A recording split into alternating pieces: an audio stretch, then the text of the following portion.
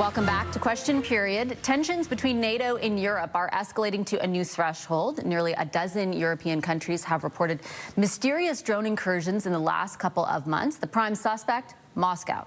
Russia will not stop until they are forced to do so. And they are a threat, not only to Ukraine, but to all of us. Today we have one major task ahead of us.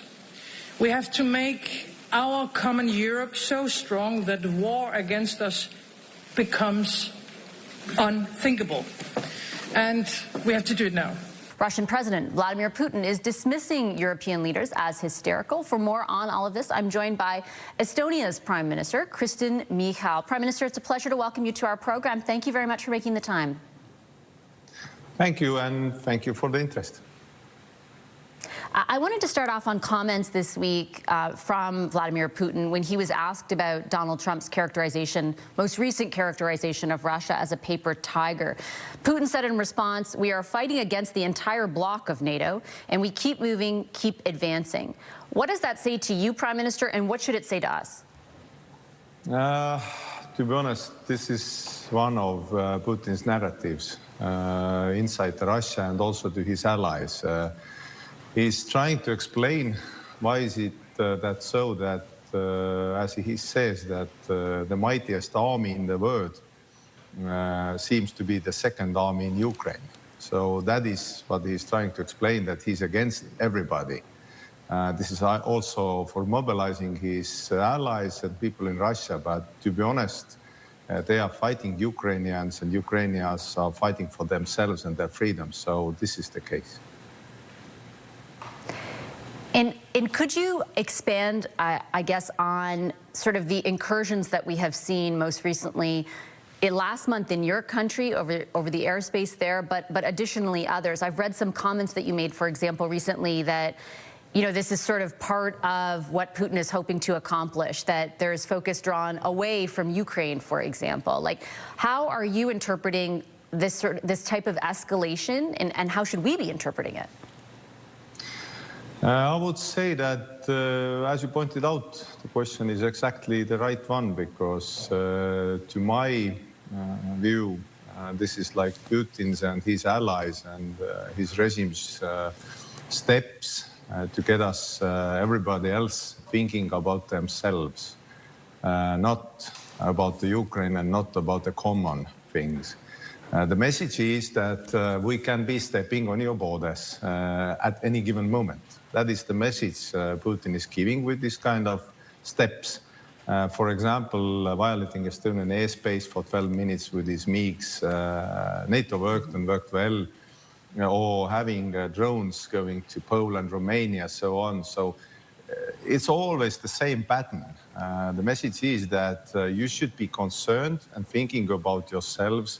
You should feel insecure, not feeling towards Russia, not helping Ukraine against Russia. So that is the message, and that's why we're also giving the same message to everybody in Estonia and to our allies that this is his agenda, and we should see through it. Our plan is to say that we should push harder to get Russia's oxygen and money out of Putin's hands, and also to help Ukraine as much as possible. And I want to ask you in a moment about seizing Russian assets, because you've been a big advocate for that, and there's a lot of allies in Canada for that endeavor as well. But just on your sort of countering of that messaging, the idea that you should be worried about yourselves, I think that's a really interesting statement. And I'm wondering how worried you are that ultimately that messaging will have success among, in particular, your allies in Europe. I would like to use our neighbors. We have good neighbors, Finns, and Finns usually say that they are prepared. So I'm using the same maxim. I'm saying that we are not worried, we are not afraid, but we are prepared. Next year, Estonian defense expenditure will be 5% of GDP. As you can imagine, this is not an easy task. This is absolutely not an easy task. But if you live next to Russia, you got to do what you got to do, because for us to have our independence preserved, and to have any or all the capabilities we need, it needs also money, and also allies must know that we are stepping up. So for us, the message is probably heard, but the way we interpret it is that we should be prepared, and we are. And we're also saying this to our allies, that everybody should be prepared because Russia is an acute threat to everybody. And also quite important is that it doesn't even mean that you should have a border with Russia, because, for example, cyber attacks, which have been very constant against Estonia since 2007, they can happen, not counting the kilometers from Russia, but they can happen all over the world. You will have your data stolen, corrupt, whatever done with it. And usually behind this Russian state players or criminal players. So we are prepared, we are dealing with it, and we have a strong allied network. NATO, EU, all the allies around the world are working well, also Canada. I want to ask you about your take on Canada, because I remember a few years ago interviewing your predecessor, and this was at a time where Canada had not even articulated a plan to reach 2%. You're talking about 5%. We weren't even talking a few years ago about reaching 2%. That has in recent months changed for the first time. And now there is a plan, there's more money, significantly for our country, more money on the table. I was wondering what your reaction to that is, and we're just hitting 2% this year. What are your expectations or your hopes for Canada moving forward beyond that? I have met Mark Carney, and I would say that he's a strong leader. He has good positions and very strong positions about that. And in our region, Canada is the lead nation of NATO battle group in Latvia. For example, in Estonia, we have United States, UK, France, for example. So for us, the message and the involvement and the skin in the game from Canada's side is quite clear. So Mark has always been a quite clear supporter of Ukraine and fight for freedom.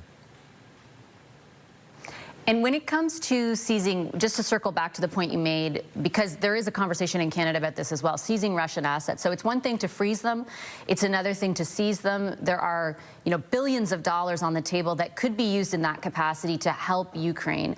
European countries, I should say, are not exactly all on the same page about that. Like I said earlier, you have really advocated for the seizing of those assets. What can you tell us about where those conversations are, and if you think there will ultimately be consensus among Ukraine's allies on doing what you hope they will with these assets? I would say that we are one step further because we just had an unofficial European Council meeting in Copenhagen just a couple of days ago. So we had exchange of positions, and in 3 weeks we will have a European Council once again. And I would say that European Commission has, for my taste and for my experience, quite a good plan how to use Russian frozen assets for reparations loan to Ukraine. So I hope they will have all the details talked through with everybody.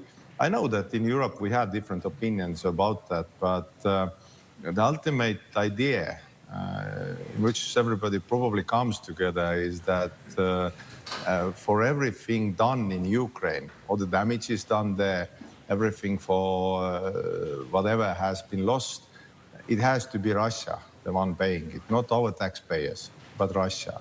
So using their assets, frozen assets, using windfall profits from them, or even having tariffs at later stage on Russian goods, everything should be on the table, because Russia has to be the one paying for everything there.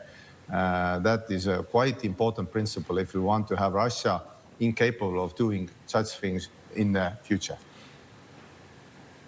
I'll leave it on that note. Prime Minister, a pleasure. Thank you so much for joining us. Thank you.